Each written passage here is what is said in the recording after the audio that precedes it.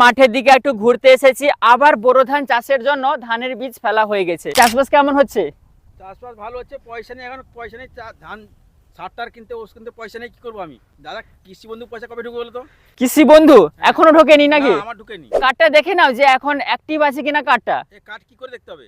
এখনই দেখিয়ে দিচ্ছি মোবাইল ফোন দিয়ে। এই জানুয়ারি মাসে কৃষক বন্ধু টাকা আপনার অ্যাকাউন্টে ঢুকবে কিনা বা আপনার অ্যাকাউন্টটা ভ্যালিড আছে কিনা তা জানার জন্য আপনাকে গুগলে এসে সার্চ করতে হবে কৃষক বন্ধু দিয়ে। প্রথম যে ওয়েবসাইটটা দেখতে পাচ্ছেন krisokbandhu.wb.gov.in, এই ওয়েবসাইটে আপনাকে ক্লিক করতে হবে।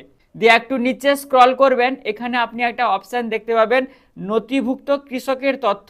এই যে অপশানটা দেখতে পাচ্ছেন এখানেই ক্লিক করতে হবে।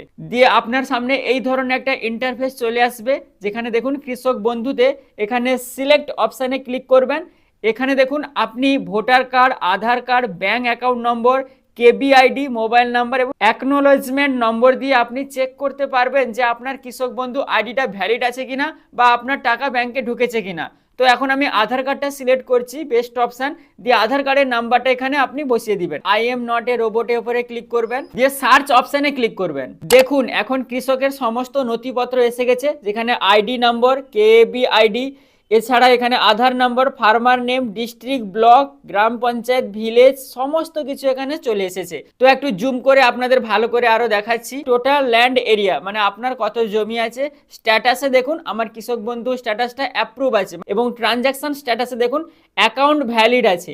যদি আপনাদের অ্যাকাউন্ট ভ্যালিড থাকে তাহলে আপনার ওই অ্যাকাউন্টে কৃষক বন্ধু টাকা ঢুকবে।